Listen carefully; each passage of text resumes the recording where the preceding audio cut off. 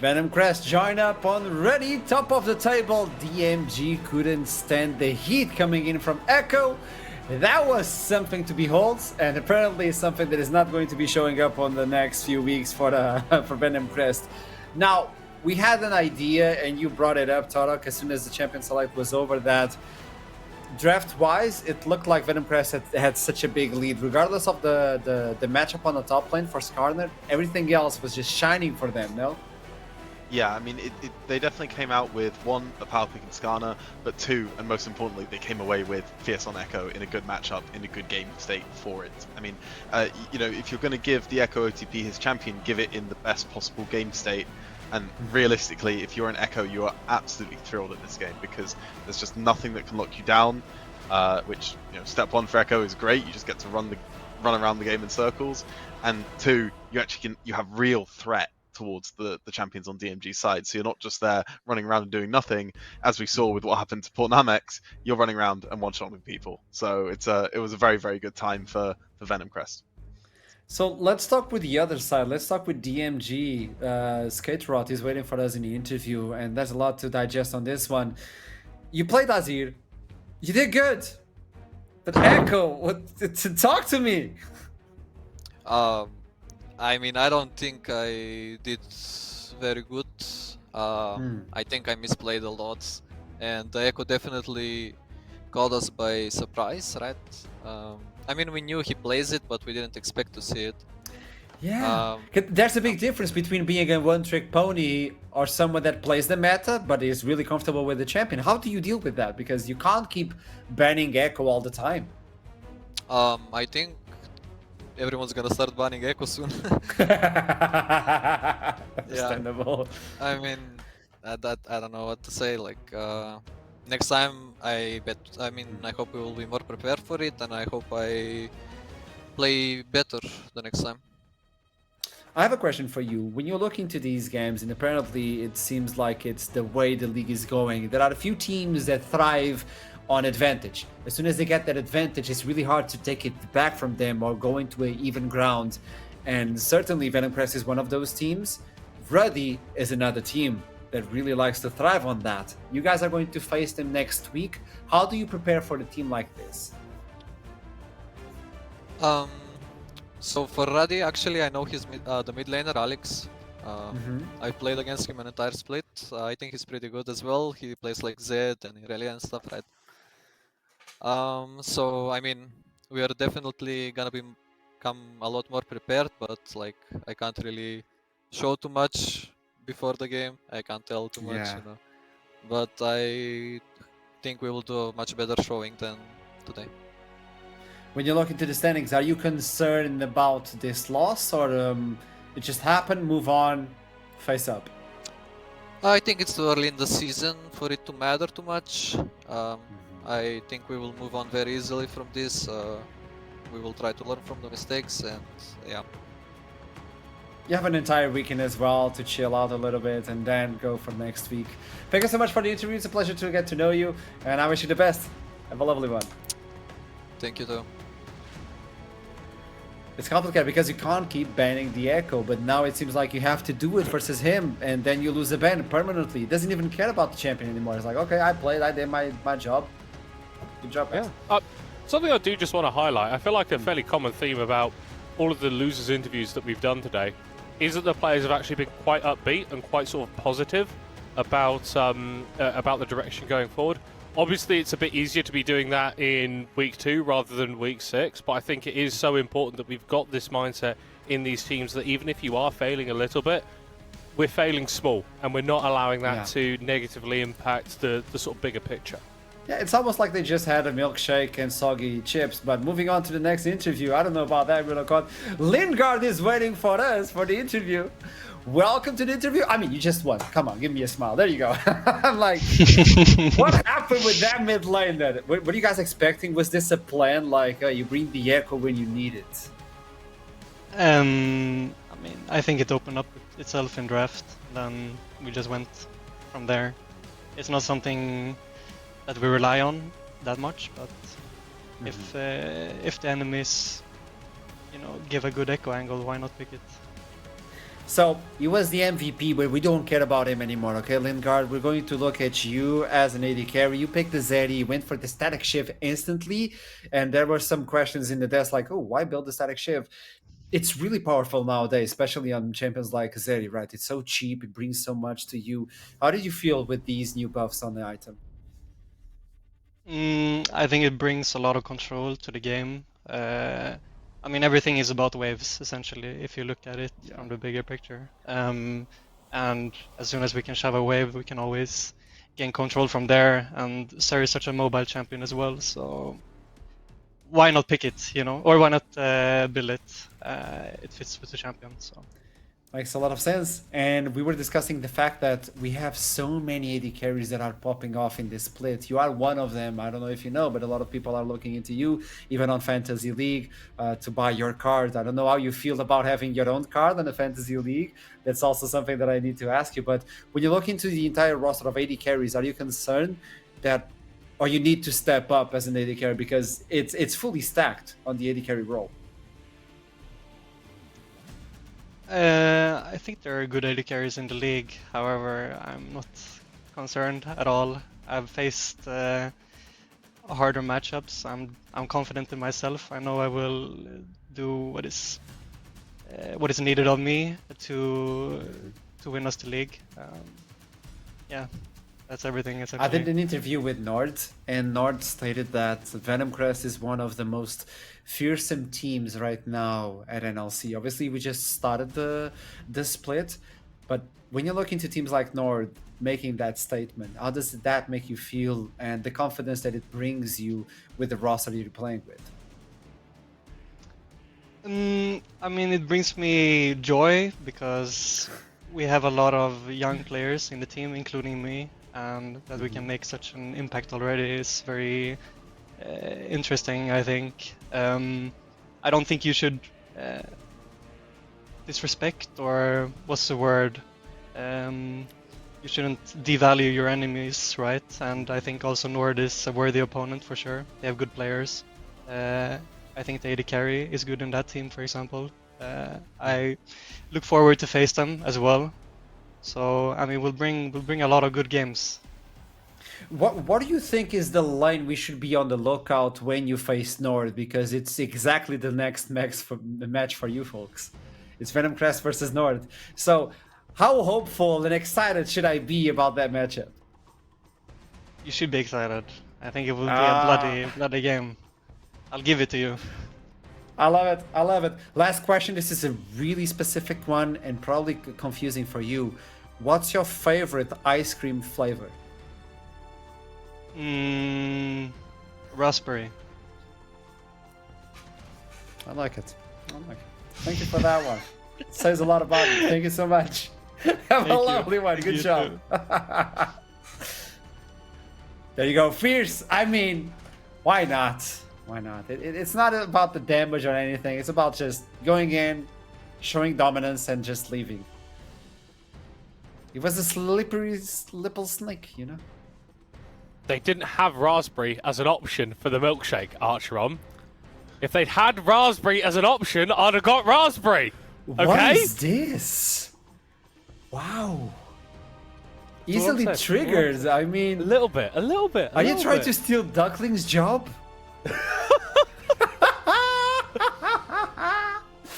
Now on to the next one, which should be the last of the day and of the week itself.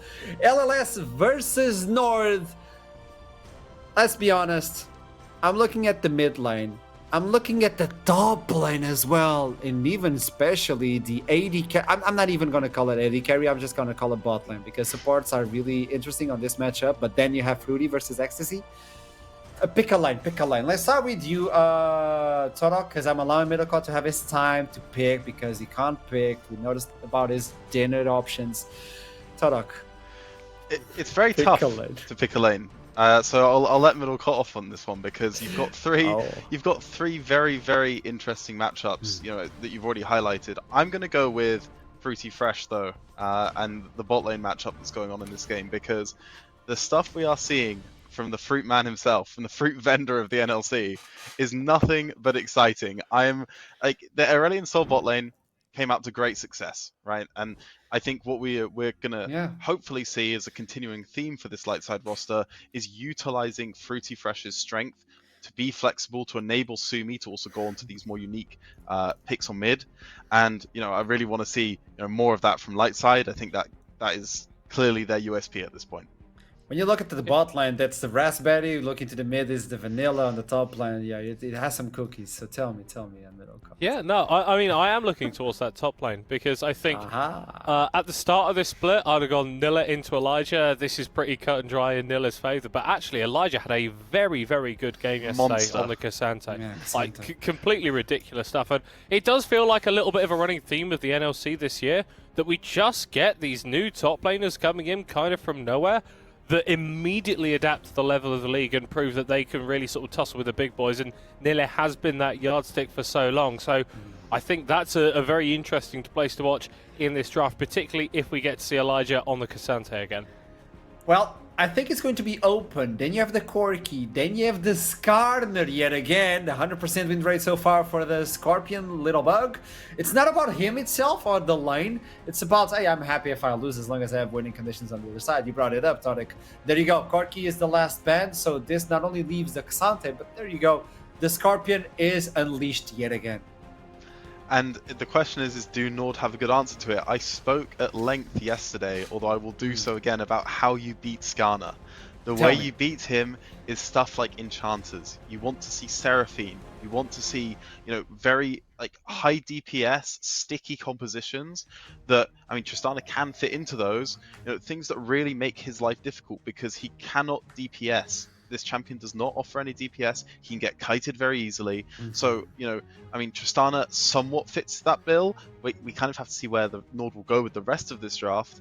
But Rumble's okay, I suppose. But I don't know if this is answering the Skarner just yet. So we're gonna wait to see how the draft progresses. But I mean, so far, light side, you got to be pretty happy to have Skarner for your team. Yeah, I do just like how sort of seeing the champions get locked in, just sort of little frowns emerging from you there, Torok. But of course, if we're talking about pre-split expectations, I don't think we would necessarily expected Lightside to be operating this close up against NORD, considering that they basically rebuilt their entire roster coming into the split. I mean, NORD did something similar, but you've still got Nilla, you've still got Romeo there, two of the best players from last year. And I love that we're seeing Fastlegged on the rel again. I think this guy has been incredible this split. The jump from UKEL, Div 3 or Tier 3 in the region to NLC Div 1 is a big step, but he's made it. He's made this league his own so far, and a lot of that has been on engaged supports. I just realized we might have Fruity Fresh actually playing an AD carry. Horrific scene. I don't like it. It's immeasurable, and my day is ruined. Unless. No, don't you tell me somebody's going to play him versus Tristana. Wait, well, what's the unless? We got Elijah on some Kerberos style Ashe top lane tech or what? This team has been very flexible, guys. I mean, we don't want to lock Ashe into bot lane. That's Olympic level of flexible. I would love to. Yeah. I'm a little bit disappointed, as you alluded to, with NORD's answer so far. Tristana Rumble is powerful in its own right. You can naturally put these champs into a lot of positions. They complement each other well. They are strong champions. But I do feel like they've not adequately addressed Skarner as a champion right now. I feel like Skarner is quite happy in this situation so far. Fortunately for them, I do think that Lightside also blundered with their lock-in to some degree. And I think they've ended up with something that's at least stable. They're not being blown out of the park yet in draft. I think they've got their own power picks and they've got stability. So as they're progressing throughout the rest of this pick order now, what I want to see from NORD is a real sort of win condition emerge. Right, this is always what we're waiting for on red side, and I don't think a lot of our teams are doing a good job of finding that win condition in the first three. But I'm hoping to see a proper win condition delivered on 4-5, and really that's what they need to find, because right now, I do think Lightside, they've got something they're very happy with as well. So the picks are open now for the NORD. He was buffed, yes he was, but is it pickable? Critical Strike builds really well on the Dragon nowadays. Ecstasy was talking about the Kai'Sa. And is he gonna lock it in? Yes he is! Okay, improve, adapt, overcome. What do you answer with that one, Lightside?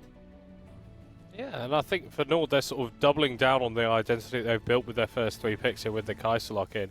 Because this is just screaming, like, go in all the time for me. Kai'Sa synergizes incredibly well with the Nautilus, and we know how good Romeo is at moving around and finding picks, not just on normal roams, but also getting into the team fights. And here we go!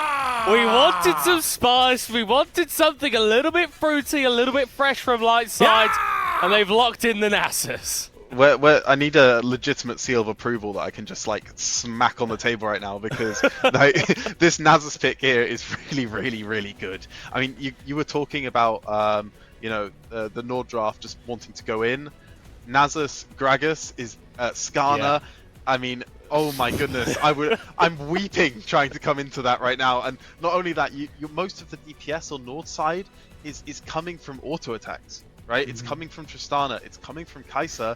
These champs that are shorter range than Nasus for the vast majority of the game are not going to be able to operate. And I mean, this is a huge pick from Sumi. I love the flexibility we continue to see out of Lightside. Yeah, this draft looks very intimidating to deal with from the side of Nord. And I mean, I don't know if the Volibear is really cutting it. The Volibear's on theme. It's going with the idea of Nord going in. But I mean, if you don't snowball as Nord, you could be going into an absolute death trap. So It's going to be I love to see this from bloody. Lightside. Yeah, we might reach like 10 kills by 7-8 minutes. This is going to be bloody. I don't know who's going to take the lead on this one, but I need your predictions, Midokot and Torak. I know the votes you brought into predictions today, but after this champion select, I need to know, where do you stand? What is that smile, Midokot? I'm smiling because I was like so ready to like just back Nord all the way, and then Lightside, they lock in a damn Nasus mid. I love this pick. I love the creativity. And I got a rep like my UK EL lads, Fastlegged and Vartoldi coming up. So I reckon Lightside have got this. Okay, Tadok. I'm very afraid for Nord from draft, so I'm going Lightside. There's a sign lighting it up. There you go. It should be the last game of the day. I can't see anything. It's Lightside. Now tossing into the Summoner's Rift. Take it away, Fox, and the other individual. I'm in the Lightside now. What? Can we get a new host, guys? We need to change this. This can't be true. I think you might be muted, Duckling. Oh, you're muted in Discord at least. And muted on VMix. It doesn't matter. The point is, though, my main point here is, Yes. we're about Yes. to have a crazy game. Like, the cooking here is to the absolute supreme. But before that, though, I have so much I want to get into. I do want to pat myself on the back here a little bit. At the moment, before the scores in the Fantasy League has loaded from the recent game, so after the Ruddy win, I am number 16 in the whole leaderboard. I'm just saying, I'm doing a very good job here. I know what I'm doing. Well I done, know my mate. league. I know my job. Thank you very much. Proud of Ashram, you. screw you, buddy. So, Foxtrot, talk to me about the very interesting draft. We are having a Nasus mid lane now. Yeah, I've seen a bit more Nasus mid actually, kind of hovering around. To be honest, you just pick it, you play him AP, you get like Arcane Comet and stuff, Emax. Yeah, and it's surprisingly good. You can also just play him standard as well. You can do just standard like Triforce stuff or Sheen hits and then just stack up and whatnot. But generally speaking, it's more AP. We'll see which one he opts to go for in this game though. But either way, it's gonna be fun to watch. Yeah, I'm with that.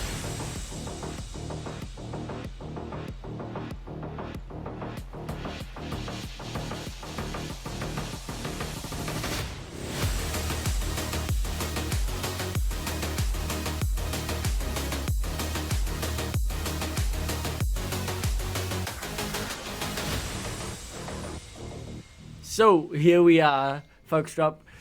Many notes to take away already from this game day here in the NLC Division 1. But one of my takeaways is, this is the second, so this is 50% of the games we've seen a champ that shouldn't have found their way to the mid lane make their way to the mid lane. At first, in the first game, it was that Shen. Now it is the Nasus first strike as well. I mean, Lightside, man, they are a fun team to watch. Woof. As Romeo forces the flash early on from Fastlane.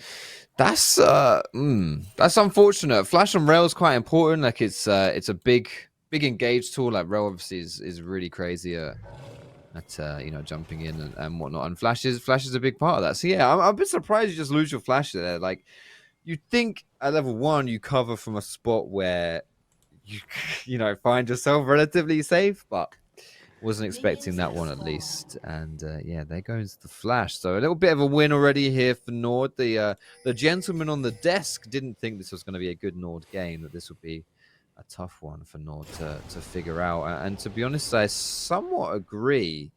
But they still got a pretty good kind of like team fighting comp, a pretty good kind of like just group up and go crazy type comp as well. And I would never bet against Nilea Romeo, to be honest, in those side lanes. Yeah, I'm very excited for what we're about to see. Elijah, man, one of the Danish upcoming talents. I have to represent this. Hadn't heard much about him, to be honest, coming into the split. Saw the flag besides his name and instantly thought, yeah, surely he will perform well. And he certainly has. This Lightside roster not coming in with that much hype, let's be honest. In a off-season where every roster changed their team, it was hard to say who would come out on top. And in terms of the big name value, right, this roster doesn't really scream big players, unlike the NORD roster. So very surprised to see them do this well this early on. Fruityfish and Sumi obviously plucked right out of the second place team in NLC Division 2. Rich Gangsters, a team known for a team that has, historically speaking, at the very least in the Norwegian scene, cooked up quite a few different strategies, and they've certainly continued to do so here in NLC Division 2. Yeah, Fast-Legged as well, even though he's a new member here to the NLC, does have a bit of a storied past, has some experience about him. I remember him playing in the Turkish league a few years back. As here comes the first gank of the game, Flash in. Yeah, the Flash completely cleaned up from Romeo. They know Fast-Leg won't have a way out, so they just go for him instead, securing that first blood as Ecstasy with the emote, signaling he's not too happy Alex took the kill. That's great. I think that's one of those automatic. Yeah, it is automatic as well. So he just knows. He's prepared. He's prepared for his team getting first blood and stealing away from him. Yeah, I guess silver lining there from that for that light side is that it's the Volibear that gets the kill. But yeah, really good punish there for Fast-Leg not having his flash blowing that at level 1, obviously. And yeah, a good start here for NORD. Yeah, and if there is one thing, let's just see what happens here. Though I am not too familiar with this matchup, so I never really know when the kill threat is there. I mean... You mean you don't know how AP Nasus in mid works? Yeah, how AP Nasus stacks up against the range Tristana. It's not a matchup I'm too awfully familiar with, as we seem to go back to see the veteran Bad Holdy in a very rough spot. You're my fantasy team, buddy. Don't do this to me, as he's gonna go down. Ecstasy claiming that kill nicely. Alex having 4 good minutes here so far. I would just like to point out that I believe I am the only person who has any faith in Lightside to win this game for the predictions. So he's just dead, right? Has the flash, but I mean, Nila could just follow it up. Q, when is it available? 1 second, here it goes, Q. The flash, surely to come through, right? No. Holds off on it, overheating. Well, doesn't commit. What's happening here then? Alex, Romeo, what are you doing here? Bad Holdy, now stuck underneath the turret. This game, man, the tempo is oh so high, but Holly seems to not be the target. NORD, I've got one guy in their sights, and it is Sumi, who's forced to flee. He manages to walk out to safety, though, in the end. Whew. What is going on? I mean, yeah, goodness gracious, 1.5k gold lead, less than 5 minutes in. All the lanes are just struggling right now from Lightside. You know, we can hype up the draft as much as we want and praise Lightside for some of the curveballs that they've been throwing down, but it doesn't really matter when you're struggling as much as you are right here. On the plus side, though, for Lightside, as this game goes on, you know, yes, it's 2 kills that have gone over to the side of Alex and his good early game parting on this Volibear. You know, you've got Fruity Fresh on this Ashe, and I think, you know, with the team comp you're around him, you got some tanky members as well that can create some space in front line. You will always have a good team fight option available to you. Just, you know, stem the tempo a little bit, calm things down. Yeah, as the trades continue to happen. I did kind of want to talk a bit more about Badhaldi. I know Middelcut obviously had to back his boys a bit coming from the UK EL, but Badhaldi, such a story player, probably, and I'm gonna go out on a limb here. I have obviously looked into all the players, but I will say he's probably the most story player we have alongside Simpi in terms of longevity of their careers. But Holdy, having played since 2017, 2018, alongside the same time pretty much Fastlight has played, but Danish champion has played countless amounts of Split in the Danish National League throughout many different iterations of the Danish National League as well. Always doing a good job at leading his team. This is his first big venture though into a top ERL and ERL Division 1, and so far, the Lightside roster that wasn't hyped up has overperformed, you could say. And I think he's been a pretty underrated part of that. Him and Fastlight really the two leaders I'm looking at to lead the young, exciting talents of Elijah, Sumi, and Fruity Fresh. We do have some quality talent here, I would say, on light side as well. As you mentioned, I mean, there's talent across the board, to be honest. Like, certainly, with the NLC being what it is, you often get a lot of young talented players come on through as they're finding their footing in their early pro careers. As Hunt has got a good little chunk down onto Sumi. Sumi's, I mean, he's weathering the storm. He's doing pretty well. He's only 10 CS down here in this mid lane, and to be honest, I would consider this a pretty, really tough lane, especially if you're AP Nasus. With AP, you have significantly less resistances and just resilience in general to the poke from Tristana, right? And if you are also less tanky, not only do you take more damage and, therefore just take more damage, but it's harder for you to walk up to minion waves and get the most use out of your lifesteal passive to keep yourself healthy too. So, yeah, really does suck if you're Nasus in this mid lane, but he's doing decently so far. Yeah. And one of the first times we get to see him here in the NLC this split, he has done a little bit of story around other ERLs as Alex finds Bart Holdy, and the CC chain is there, the ultimate connection to 2, but Holdy not looking for the kill, simply looking for a means of escape. And he finds Elijah, what are you doing, mate? That. Yeah, Elijah, bro, we've got no mana. Back off. Yeah. And he will. Making me nervous, man. He's making me sweat. If I see him a little biased this game, I have slapped down 5 points on light side. Everyone else has gone Nord, so I need this. I need this. Yeah, you definitely do. But I do want to go back to Hunt because he's got a fun history as well. Started off as one of the up-and-coming wonder kids back when Guldborg, you know him, coaching in the Danish league for Copenhagen Flames Academy. I remember when I started working with Guldborg, Hunt was hyped as this OTP Rengar jungle main who was known to be very energetic, but never really got his chance to shine in the Danish league. So he went abroad, and a few years ago started popping off on teams in other ERL Divisions 1. He's been to the Arabian League, done well there. He's been to the EBL, qualified for the EMEA Masters as well, and now he's back in his home region for the first time in a first division as well. And he has done well so far with NORD. One of the more star-studded rosters of our league now, you could say, with big names like Romeo and Nila, who's developed in this league, and then Ecstasy and Hunt coming from outside our own ERL. It's funny how a Rengar one trick turns into a mid lane. Yeah, very weird. But yeah, it is what it is. Nord, of course, and Lightside here, both two teams sitting at 2-1 so far here in the NLC. Lightside picking up the wins against Natives and Ruddy we saw actually win earlier out here today as well. So yeah, definitely they've still faced some tough teams and have come out on top as Lightside now going to be collapsing on bot side. Alex could be in trouble. Yeah, he could be in a lot of trouble here, but Holdy will be waiting for him on the other side. But who wins this one really is the answer, but Holdy looks to be going down. One more auto, the Ignite instead securing it. And that's 3 kills for 0 in the end for Nord.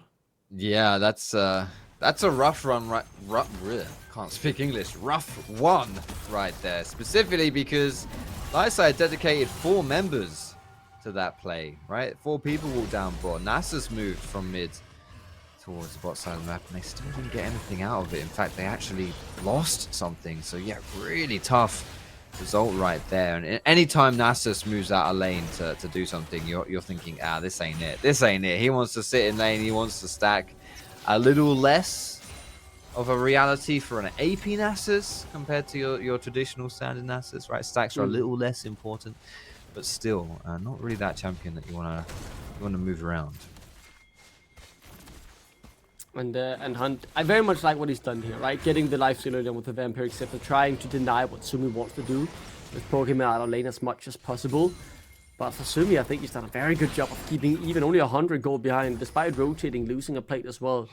He's keeping himself relevant in the game, and That's a good beginning for the Nasus. I'm excited to see where it goes though with this build. It's not the traditional Q stack Nasus will just one-shot you in the end. You can't kill him because he's tank and all this. It will be played differently, and I'm excited to see how that'll play out and how Sumi pilots this in the team fights as well.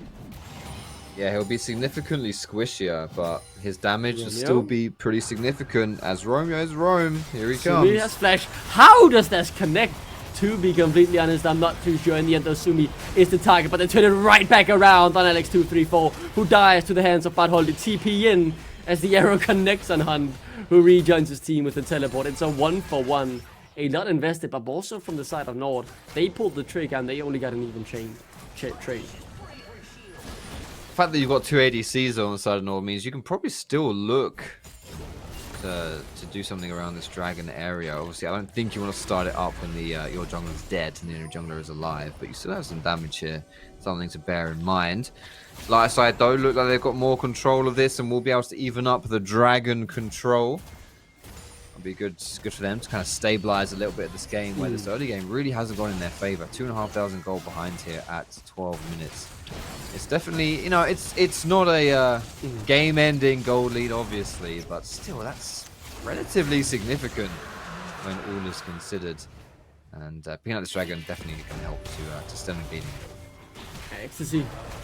What a player as Alex is able to take these 3 World Cups to just even it out. But what are the players so far in our league? I think I have to say for Ecstasy. That week 1 performance on Jinx in both games. Incredible. And obviously, EBL veteran has played before on Hunt, on Svennesvesta. These two were a duo there when they had another Danish player on the team. Actually, it was Skull in the jungle. Svennesvesta got second that split. I love that, yeah, you know Skull, long time veteran as well. I do believe he's still playing in the Arabian League. But these two together lost a game 5 in the finals. And that was all that stopped them from going straight into the group stage of the EMEA Masters. Instead, the play-ins became their spot, and they lost there. And ever since then, the team did abandon us. There's a bit of synergy between the mid jungle. That's good to see. As Hunt finds Sumi alongside Alex234. But Ecstasy, I want to drag it back to him because I just want to keep handing this guy praise. He's performed incredibly well so far, and I can definitely see why he has consistently over many years been one of the best AD carries the EBL had to offer.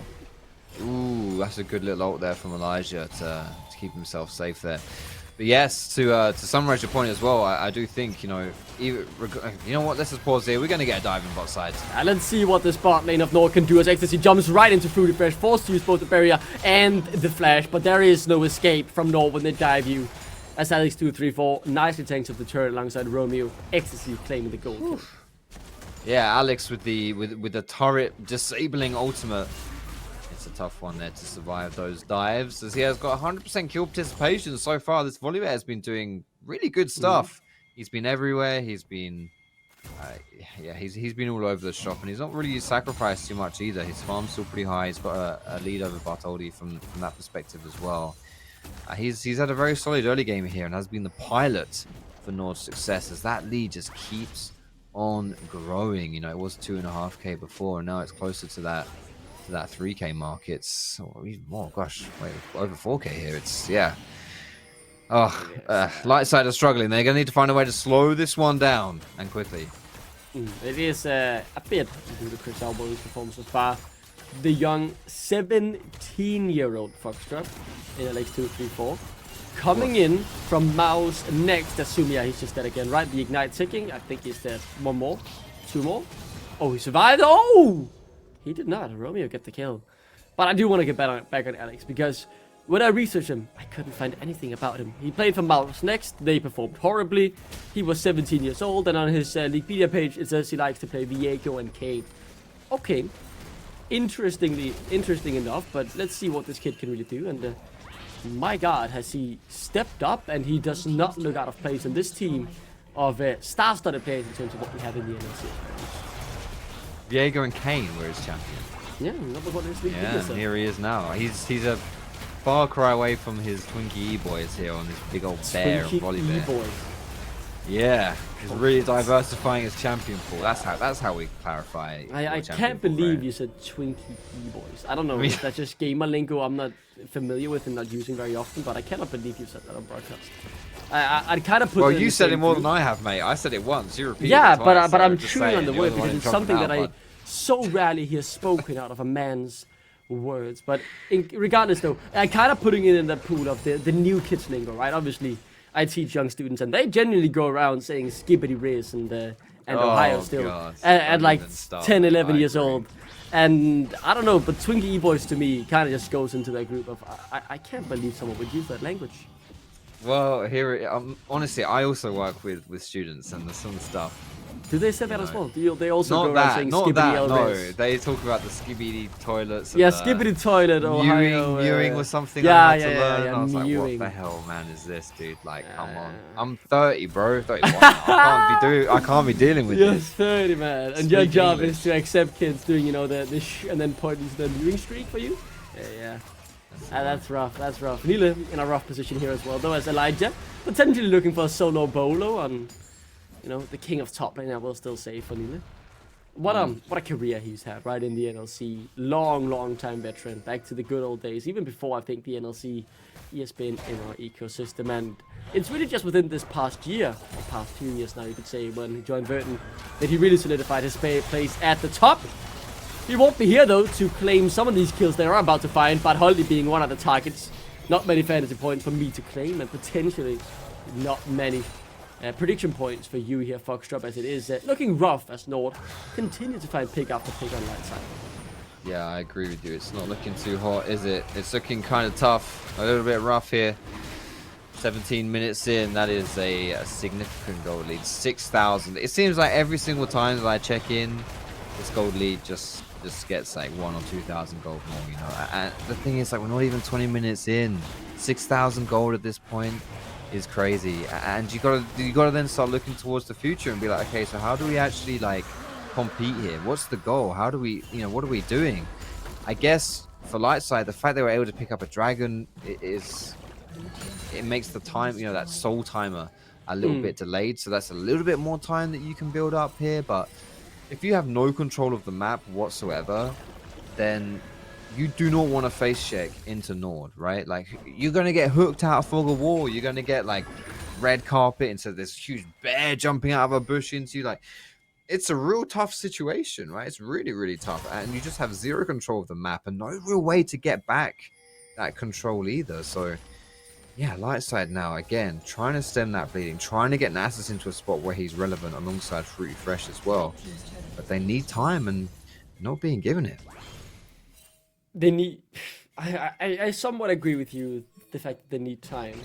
But I guess it's because they don't have all the answers and this clear view of many years of casting league experience to say how this matchup goes. But to me, the Nasus now becoming more a problem than a possibility, right? Because let's just say you took the SC or whatever, some traditional scaling mid lane carry. You would have two in the meta, very solid scaling carries. If you buy the time, well, I could see you win the team fights later on, but I'm not sure you win them with the Nasus who hasn't worked out in the slightest so far, and your composition is so weird that it's hard to predict that if you buy enough time, you will find success. Now you might have found a pick on Romeo, though. The red carpet is laid down, and the burning is coming through from Nila. Romeo, the first casualty of the fight, though Alex seems to be the next one, but he continues to survive, and the fight gets turned on its head. It is now Lightside running for their lives. It's 3 already gone. Fruity Fresh, the next target, as the harpoons connects. The burn comes through. He's too hot to handle as Nila finds a double kill. Elijah, though, one in return, but it is just a consolation prize. It is NORD who claim the big pie of the prize. Throwing everything in the kitchen sink at a Nautilus with Aftershock. Yeah, you have to make sure he's all by himself right there and there's no possibility of a collapse. Unfortunately there for Lightside, a collapse was exactly what was on the cards. NORD with a very nice response right there, getting everyone involved. And that little choke point in mid as well between those two walls, like the mid-river wall and the chicken wall, was perfect for the Rumble ultimate. Made that play very hard to do. Lightside trying things, but unfortunately for them, just not working out right here. And NORD just keep on moving forward. Yeah. Oh! No way! No! The king of top lane! Nah, That's mate. crazy! Yeah, that's just rude. It's Disrespectful. Imagine knowing Your lane opponent is Rumble. There's no escapes. He's got no flash. He doesn't even have the red carpet. No equalizer up. Like, yeah, I got this. He's a sitting duck. Let's go for it. Oh, That is crazy. Hunt, the next target on the list. The damage is good, but it's not good enough. But Holdy dies yet another time. As now the Baron will be NORD's. Yeah, 21 minutes on the clock right here. Should be free. No contest. There's a TP. It looks like actually Lightside, they will try and do something about this. I don't think they'll even get in time. Oh, Romeo hooks up Elijah at the same time. Inazumi being cut down on the other end of the fight. Romeo taken quite low, not yet defeated though, as it is a re-engage from Fast Leg, only to stop the rest of his team from going down. I'm gonna say it. I feel like this is the cleanest game that that we've seen today, and maybe even an entire split, to be honest. Like I feel like NORD from head to toe, from start to finish, have been in complete control, absolutely dominant right here. Not too many mistakes being made either, and just really putting that pressure down, not slowing up, not letting Lightside have an inch in this game. And as such, now it's a 10,000 gold lead, just over 20 minutes. Like, you know, it's not enough for these guys to just have a few thousand and then just work with it. No, they need to keep going, and look at it. It's not over here as Hunt. It's a big shield. Oh! Oh, Hang no about. way. Come on now, Elijah. What's the Come turret on now. doing, mate? A turret sleeping. Yeah, the turret is it's That's already cool, on mate. summer vacation though, getting ready to watch the Euro starting up in a couple days, as that won't be happening for that turret this time around though. I will have to ask you now, Foxtrap, how are you feeling? 5 prediction points, buddy. Oh, it's 5 poor. prediction points. It's a poor show, isn't it? That's It's not, shocking from you. Just as shocking not as not my finest. the prediction from Middencut earlier today from Blue Whites. Absolutely shocking performance. That's Elijah. How is Elijah 2.8k behind? I feel like he hasn't performed poorly. Yeah, I mean, there's a lot of global gold of these turrets, right? What's that? 1, 2, 3, 1, 2, 3, 4, 5. There's 5 turrets, I think. Yeah, 5 turrets have been taken down. I don't know how many plays Nile got top as well. 30 CS, 3 kills. You know what? To be honest, mate, actually, I think it's quite quite self-explanatory how he's 3,000 gold behind when you really think about it. Yeah, I don't think he's played too poorly, but he has been bullied. He has been bullied by Nila, right? Every single time we take a look topside, it seems like he's on the brink of death. Or he's been the entire lane phase because he has to throw out all his abilities just to match what Nila's been able to do. It really has been a tough one here for everyone. On my He'll side. get this turret though. Don't worry. I believe it. I believe it. Oh, Oh, yeah, There you go. go. There we go. nice. Showing that gold as well for Sumi, who goodness knows could use a little bit of love in this game. Level 13. This AP Nasus really has not worked out too well. And he's going for some more though. He's going for an extra push. Well, they're both going for an extra push.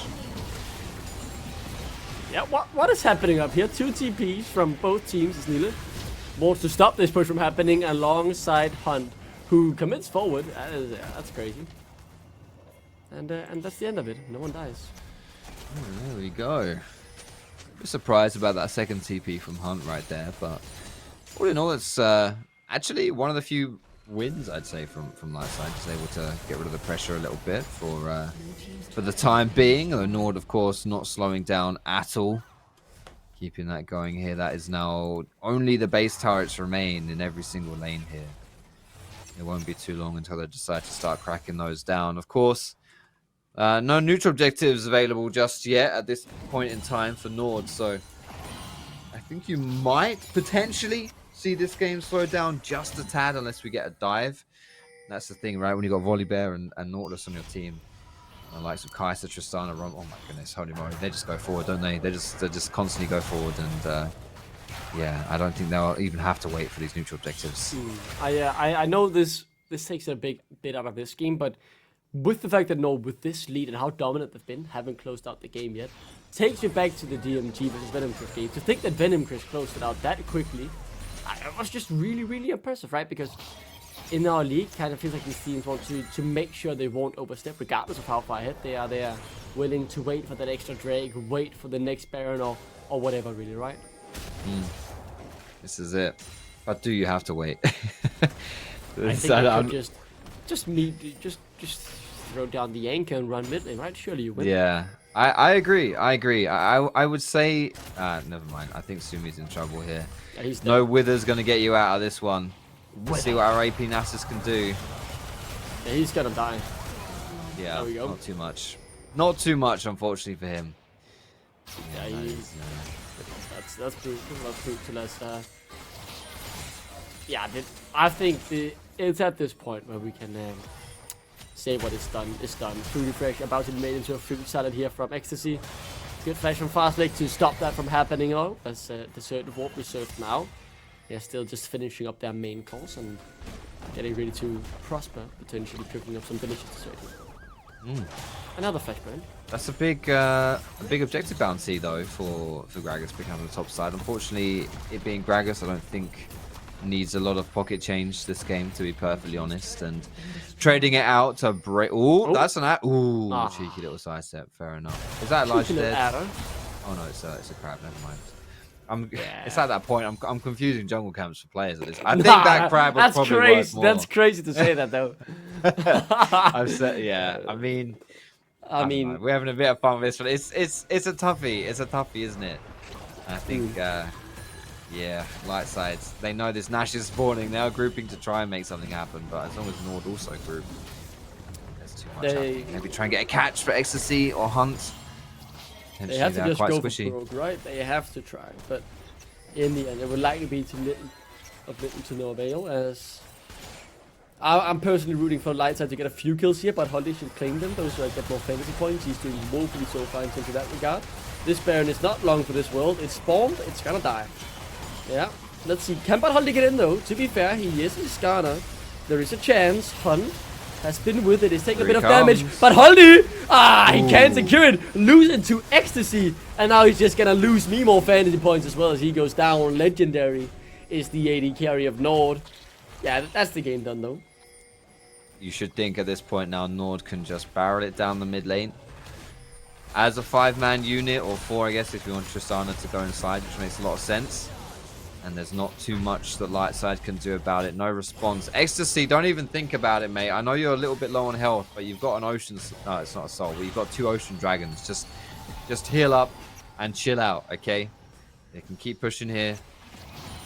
I'm not sure if Lightside will be able to do too much against these baroned up minions. And the threat, of course, of 2 lanes pushing too, right? Hunt getting some work down in that top side. But Batoldi has now respawned, so it is a 5-man strong unit for this defense. And they have shied Nord away, actually, for now. What? I cannot believe they aren't just barreling it down mid lane and saying, okay, Ruben. You can surely do this, right? Surely. I would imagine so, but I mean, you're 10 seconds on Ocean Soul, Yeah, so you want to maybe play they it just... safe, blah, blah. Come on, man. End the game, boys. Look, it's... Yeah. Look at the goal differences. Pretty much 3k in every single champion except for the support role. Now, though, let's prepare for one more fight. I am not religious, but I have seen miracles happen before. Let's see if Lightside pull a rabbit out the hat here. Fastlick would have to do a worldy engage. I mean, but Holly's on the flank. Is he trying to FF more fantasy points here? Please don't do that, buddy. Sumi is the target. Maybe Fugifish can get something down here. Romeo has been killed. Is this a good fight? No, Fugifish is caught out. The overcommitment here from Hunt potentially could be something as Ecstasy dives into the backline. The killer instinct is just that double kill for Nile. As Ecstasy looks to clean up the last remaining member of Lundqvist Lightside. There was no miracle to behold. We are far away from Christmas. There is nothing to be gifted over here. As Lundqvist Lightside will not make it happen. It is Nord who confidently will win this game. And they will join 2 other teams atop the NLC. That's the key word right there. Confidence from start to finish. This was a clean game. Executed well. Nord did not put their foot off the pedal for the entirety of that 30 minutes and 4 seconds. And for Lightside, that is a depressing game to play. That you just didn't really have a chance right from the beginning. It felt like, you know, and huge credit to Nord. For me, at least, personally, I will say Nord, watching them in the NLC, I'm always like, this is a team that I think can always do so well. I always want them to do so well. And I think, oh, they show flashes of doing well. This is it. This is that team. And they never quite have that consistency. But this game right here, it was methodical, it was clean, it wasn't sloppy in any way, and you know, it's good news moving forward here for NORD fans. It is certainly good news as the league table starts to take shape, but no more 6 teams tied for 2-on-1.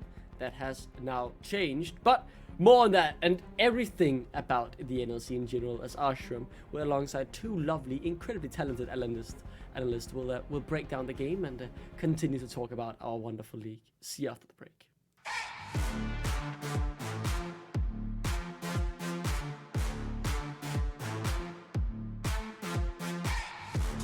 At SteelSeries, we make the headsets, mice and keyboards that the world's best gamers win the most with. And we've been doing it since way back.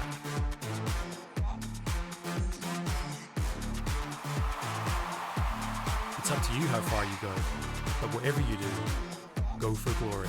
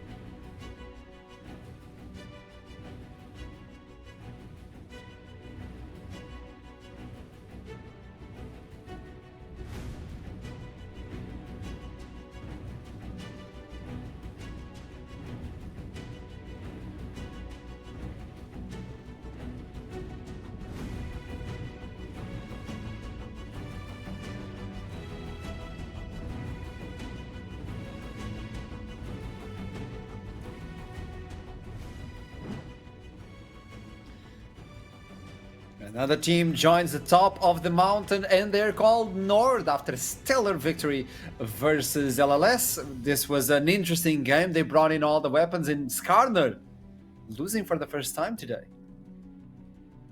Yeah, and a bit of a surprise, honestly, the way that that game ended up going. I think that we were all sort of fairly unified with being impressed at what Lightside had managed to put together for themselves in draft. I think that the one win condition that we saw for NORD that game was to get ahead early and to be able to snowball that momentum, and that's what they ended up doing.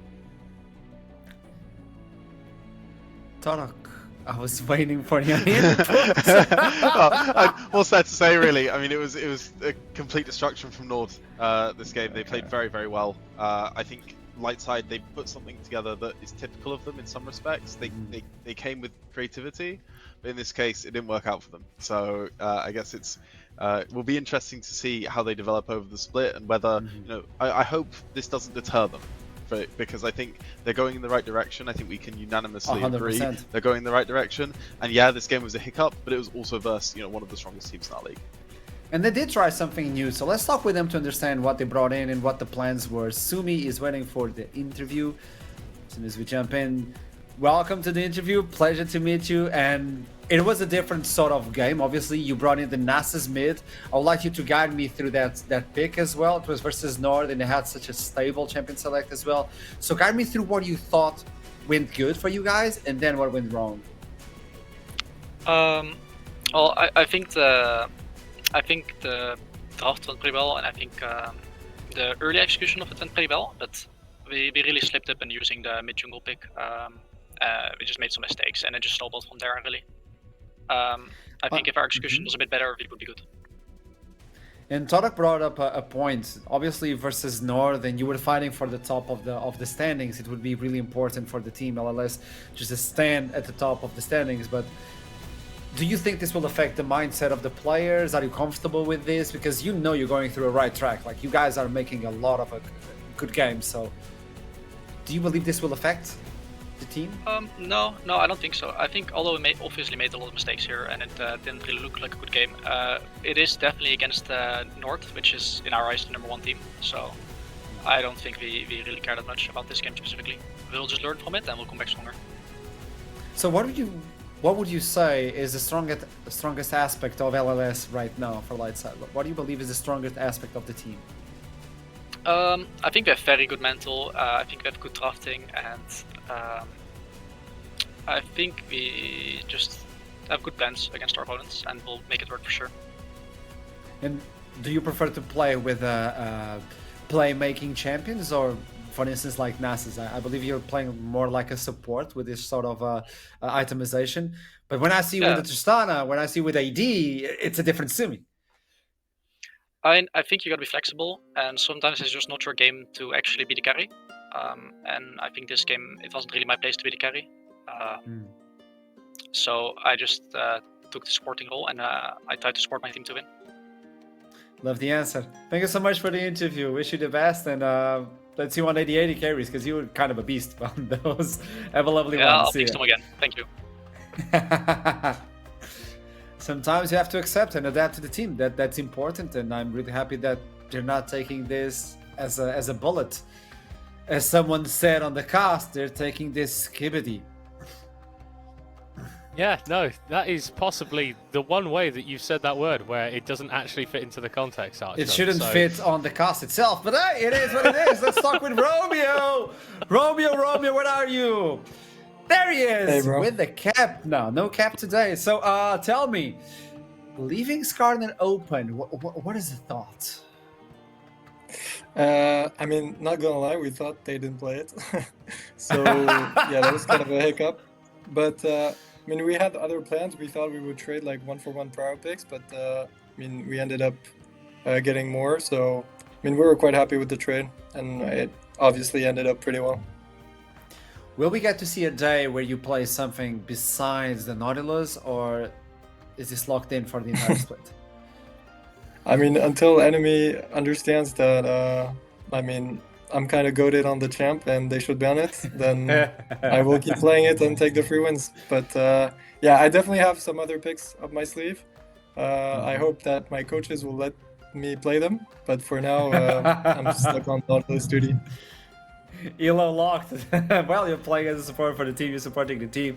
And tell me something, specifically when we talked previously, and we released an episode today of Within the Scope, where you talked about Venom Crest, for instance, and how powerful they are. You're going to meet them up on next week. I talked a little bit with them, and they said it's going to be a bloody bath, like a bloodbath. Do you agree with it? How do you believe the match is going to be? Give me like a prediction, give me a trailer, do it like Transformers, Michael Bay, just give me action. Action? I mean, we invade, we get first blood, then top solo kills, mid solo kills, bot we 2v2 kill, then they contest Drake, We 5-man ace them because they TP and try to contest. Then they swap to try and get cheeky on us to play for grabs. We also kill them 5-0, and then they FF at 15 because they're mentally boomed. Yeah, I think that's gonna be how the game is gonna pan out. I'm not going to include the FF15 because it's not allowed, but if it happens like that, I will pay you dinner. I will. I mean, they actually will pay mentally dinner. FF. Okay. I'll accept that prediction, and if it happens, I'll buy you dinner somewhere. I know I heard Five Guys is good. I don't know. Middlecop doesn't shut up about that, but okay. So, hey, Romeo, thank you so much for another interview. It's always a pleasure to talk to you, and best of luck next week. Yeah, thank you for having me. See you next week. Wow. Do you know what? Like, listening to Romeo, like, he sounds arrogant, and I think there is a little bit of arrogance in there. But the fact that he just backs it up every single time on the riff, it just makes it absolutely irresistible. And like, what can we say? Like, NORD have done it again. They look really good. No, without a doubt, rep NORD of have the day, been tell me, yeah. unbelievably strong. And when you take a look at how they've been, yes, they dropped their one game, but the way in which they dropped it was one of those where it's like, okay, I'm not feeling too bad. Well, I feel horrendous, but in reality, I didn't get stomped. I slipped up right at the end. And as much as you might want to say, well, that's still a win for Verdant. It certainly was. That game was very competitive. NORD, in terms of their actual wins, they've looked like one of our strongest teams. And they're standing on the top of the standings, and talking about that, might as well look at predictions and understand who pulled it through. Guests, you have a perfect day.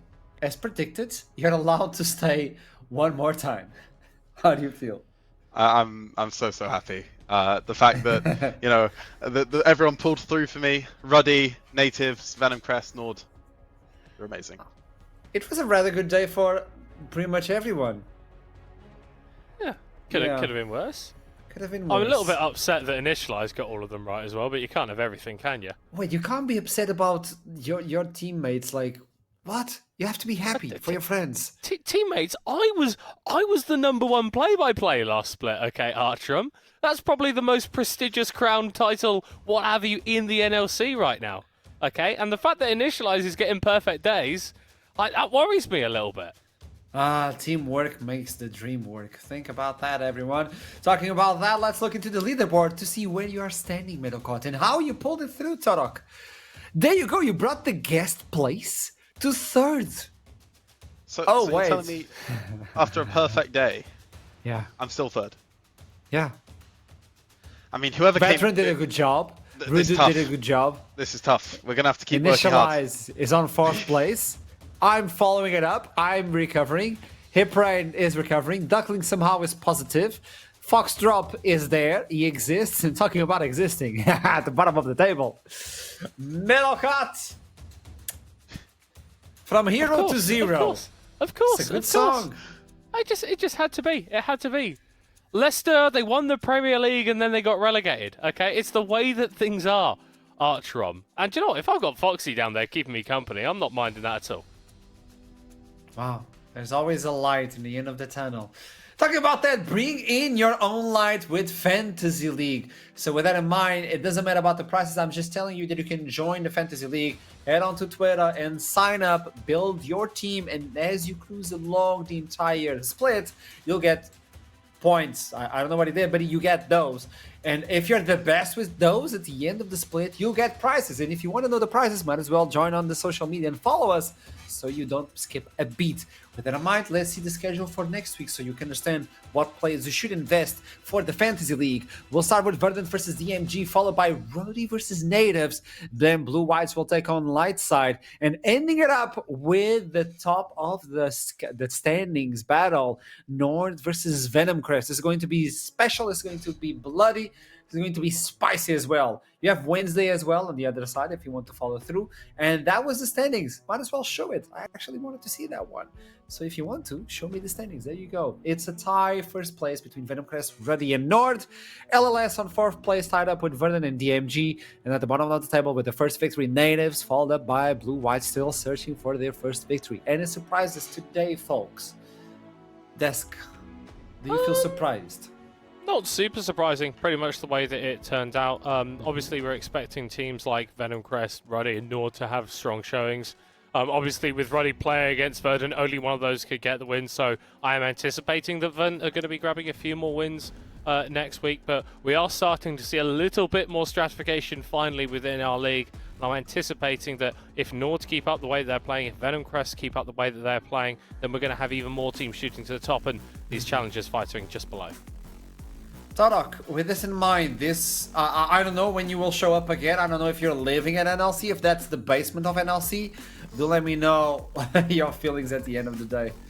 I think we have seen nice progression. We've seen a lot of interesting drafts, and hopefully a very competitive rest of the split to come. So yeah, very good day of League of Legends in my opinion. It was a lovely day. I do believe you share the same feelings, Middlecott, and I gotta say, it's beautiful to work at NLC. It's always a big pleasure to work with you folks at the desk and to make this content for you folks back at home, because if it wasn't for you, it wouldn't be the same. So without further ado, I'll just say goodbye and wish you the best, and wish you join us on Tuesday and Wednesdays. Those are our special days at NLC. I mean, you have to join a league that pretty much brings everybody together, even people that say skibbity while they're casting. I mean, we accept everybody, even Duckling. With that in mind, keep climbing, and I'll see you soon. Break it down, step on the gas, let's get out of town. We gonna break out and have some fun. We gonna do what you never done. Oh yeah. Come on, take your body with you. It's a money weekend. Everything we wanna, we go do too. We go do too, it's leisure, we go do.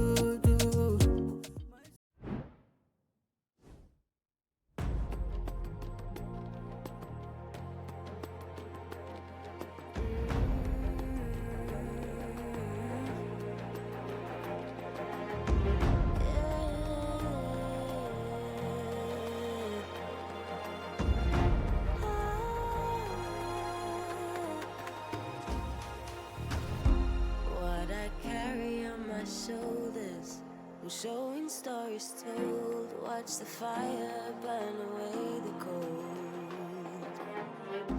I am rising from the dust. Despite how much we lost, you will not take away my strength.